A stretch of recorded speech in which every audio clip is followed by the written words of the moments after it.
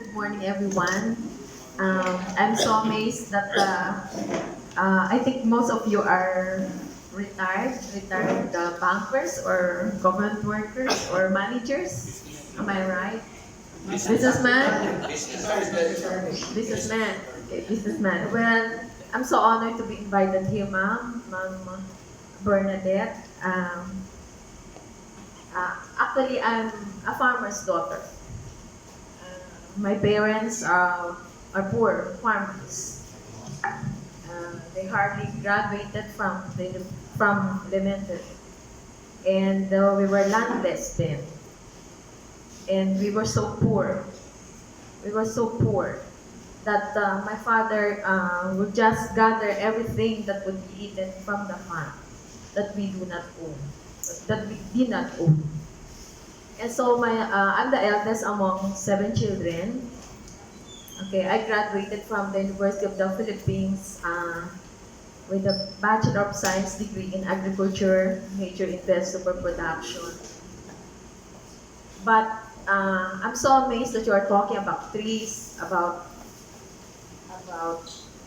alternative medicine. My youngest brother, who is a professor from Batangas State University, just passed away 3 months ago, and he's a plant taxonomist. And he knows everything about the Lobo Mountains. And we were so sad. He was only 44. And he worked in the university, and he used his money just to send Mangyan children to school and the Highland children to graduate in the university because he wanted his pupils to be agriculturists and foresters. Now, I am about to retire from the government. I'm a researcher for 30 years, doing everything. But my passion is farming, developing something. And the latest I have is developing products so that we can sell them in the high-end market.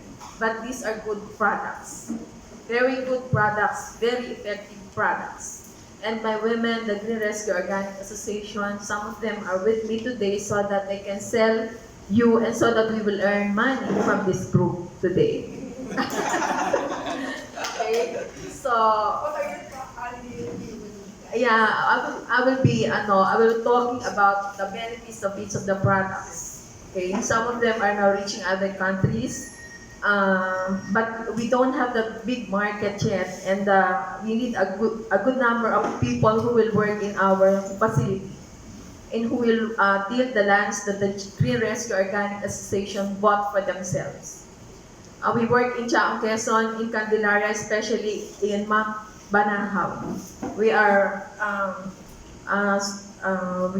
located at about 500 meters above sea level, and the association, including myself, own about 15 hectares semi-forest land which are planted with coffee, cacao, and coconut, the price of which is very low today, and so we have to do something. Okay? But these are all grown organically. I live in the farm. My husband and I lived in the farm, in a 0.75 hectare farm, but these are all planted with nara trees. My house is made of nara and bamboo and the wood, which I myself grew some years back. It's easy to grow trees if you love plants. You will see some of the plants and some of the systems that we develop. I will be very honest with you. I'm not a medical doctor. I'm just a researcher, and I knew fermentation from the heart and from the time that we were young in the farm, because fermentation is actually an old process of preserving food using salt or sugar or spices. Are you aware of burong baboy, fermented pork? Yes. Okay. So we used to grow native pig then, without the usual feed stuff that we have today.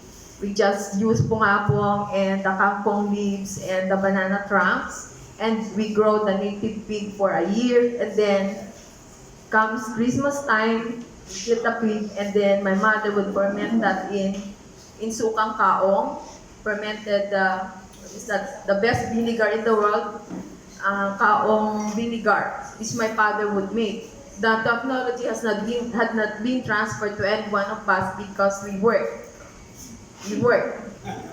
And so but my kapok trees they just grow in the wild in my farm, carried the seeds are carried by waters along the boundaries. What is it? Kaong. Nipa yun, nipa. It's not nipa, it's kaong. Cabo negro. Iro. Also the best vinegar is made of irok or kaong. Okay, so my father used to sell a lot of those things. Okay, we also have the buri palms, the century tree, but the vinegar is not as good as the irok one. Okay, so we use this to ferment our bagway, and it can be preserved for months. And so because we were poor, we just took some pieces and we roast them and we just smell the children. Okay, so that's how life was then. But no one now makes burong baboy anymore. Okay, so we also grew a lot of wild mustasa or mustard in the field, and we ferment that with sabaw ng bigas. Okay, with sabaw ng bigas, and we just eat them. Okay. So these are just some of the fermented products that we had there. But I encountered fermentation actually during in early 20s when a group from Manila, an NGO, was working in Chaong, Quezon. And they were introducing these effective microorganisms. Okay, so I went into training with this group. But somehow, of course, I would not believe that. So I have to check the literature and see the scientific foundation of those things. And indeed, the making of effective microorganisms or the production effective microorganisms indeed have scientific foundation.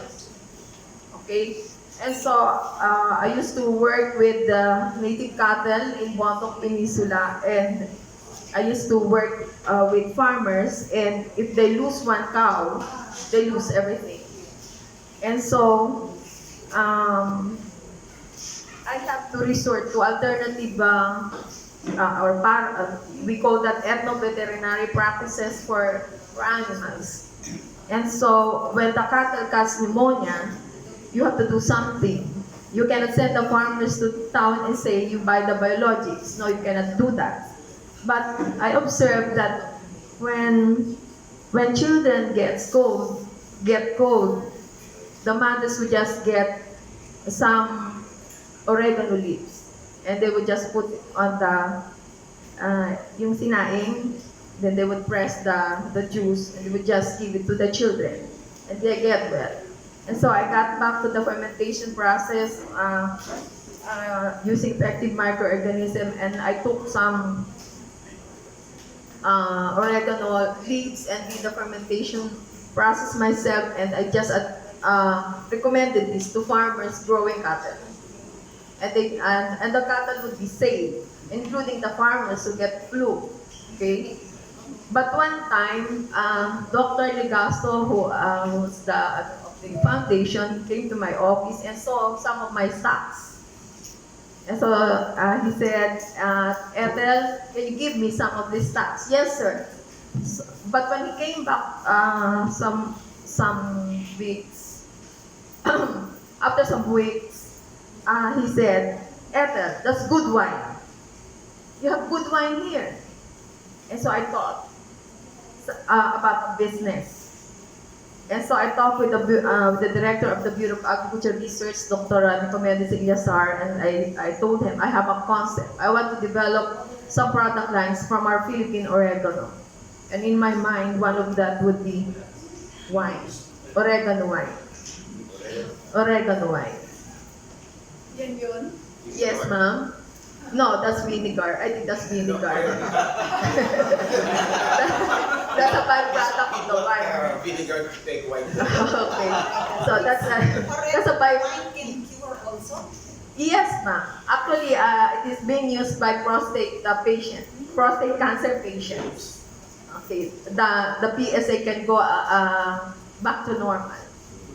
Okay, and so the rest was history. I made a lot of, and of course, it's through fermentation. Now, I'm just talking, I did not show you the slides. So, I know some of you have already encountered these things.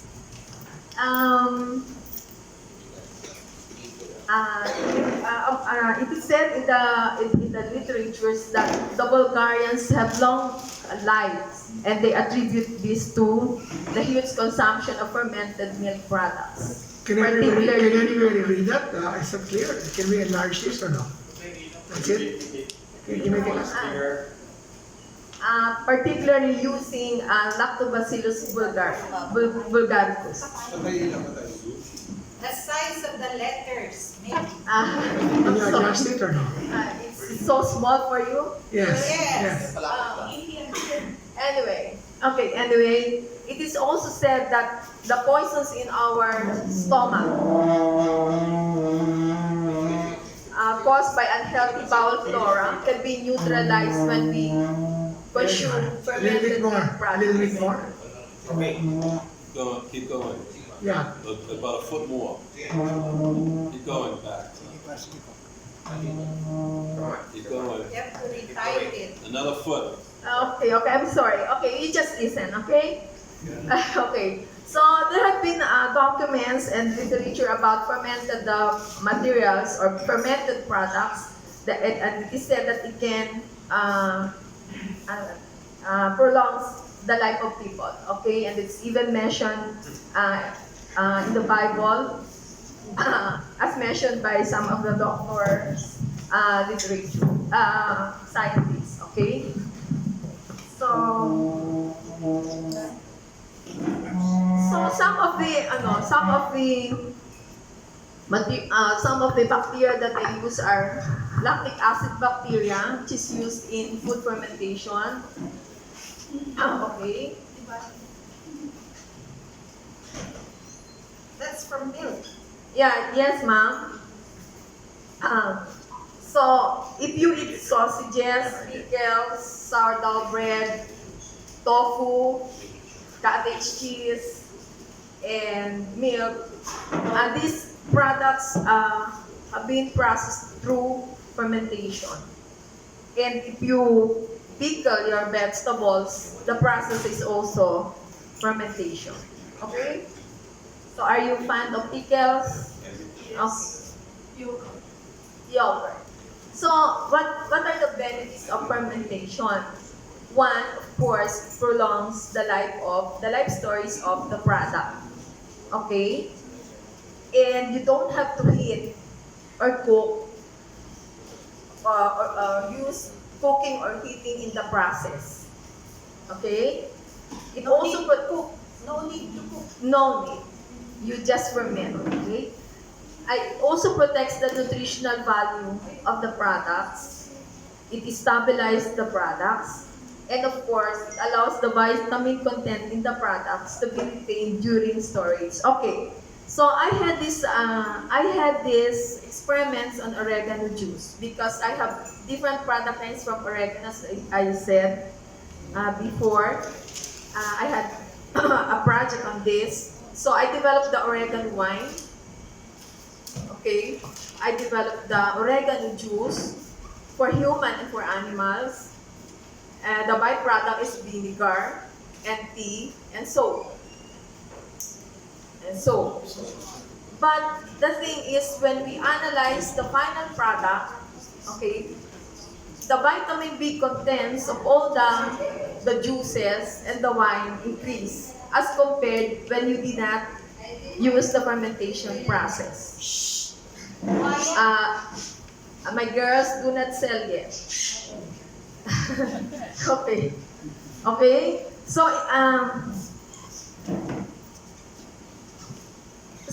let's see. Vitamin D. What increase? Sorry. Yeah, the B complex and even C increases during the process of fermentation. Okay, so I think I'll be a senior citizen also by August, and so I'm talking about I'm talking before a senior an elderly group. So what makes food good for people? Have you wondered what or just see yung ganda ng pagkain kasi?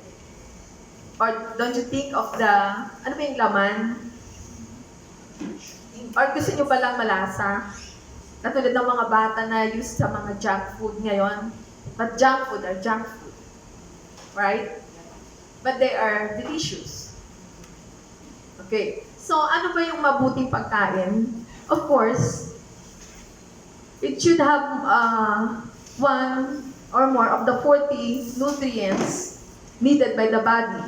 Fatty acids, the minerals, trace elements, vitamins, enzymes, protein, carbohydrates, etc.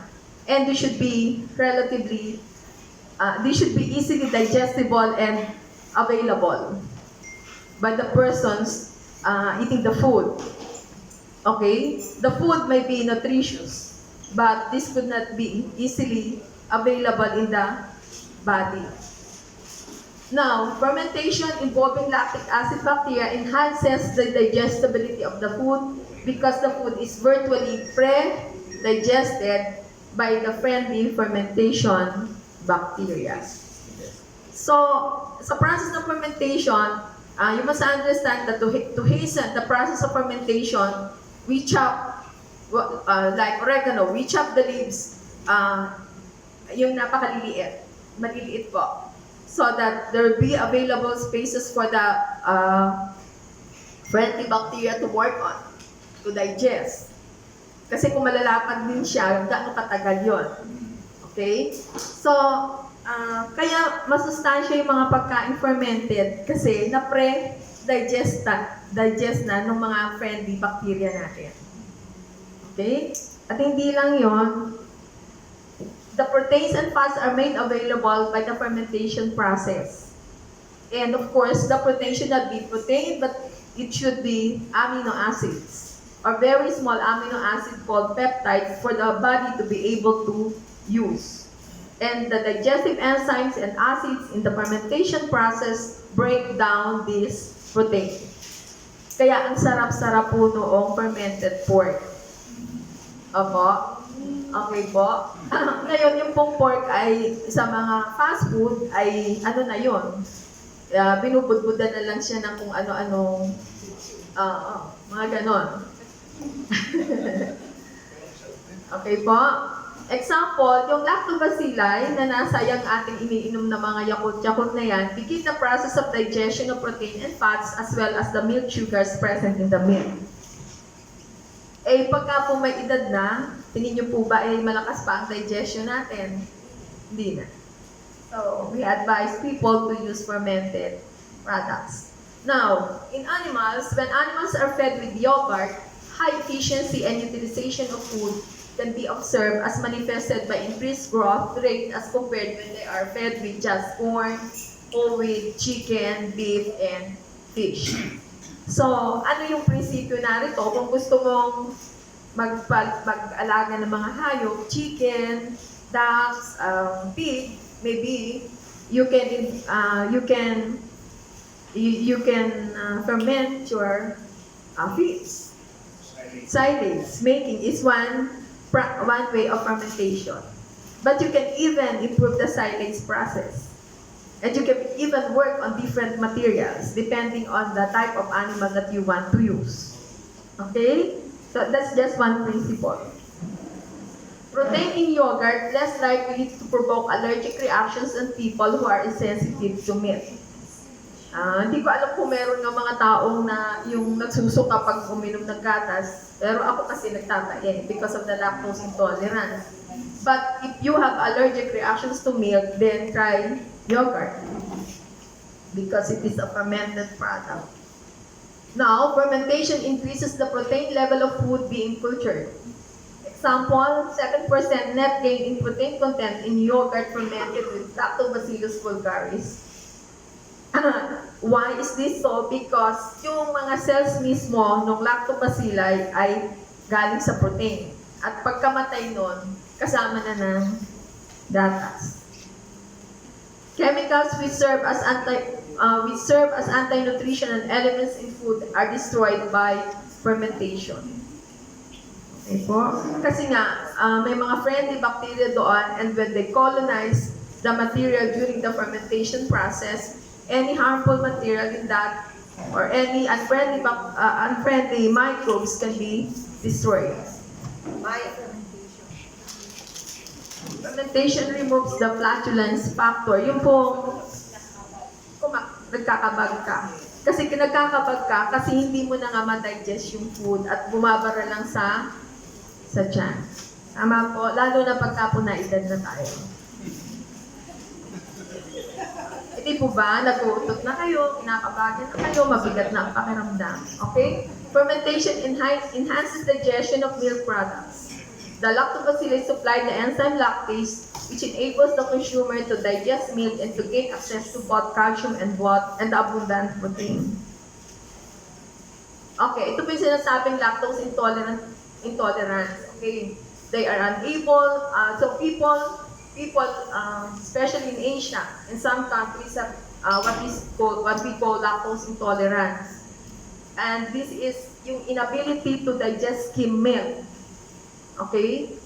But, pwede kang makapag-digest ng yogurt because in yogurt, there is that lactase enzyme.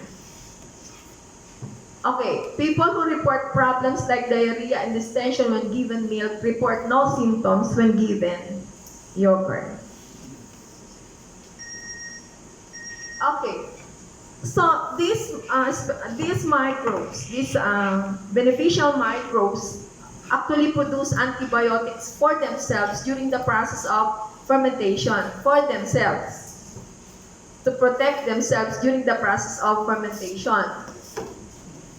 But the antibiotic will be retained after the process, and so they will be retained in the products.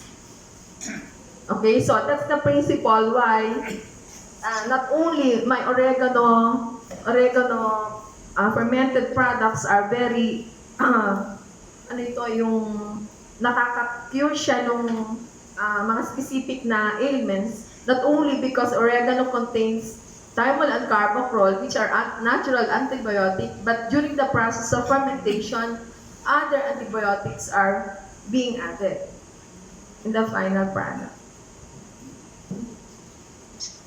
Fermentation produces a rise in food's level of certain B vitamins. B vitamins, which are most markedly enhanced by certain of the lactobacilli, are these vitamins. Nutritional benefits of fermentation are not confined only to dairy products. Okay?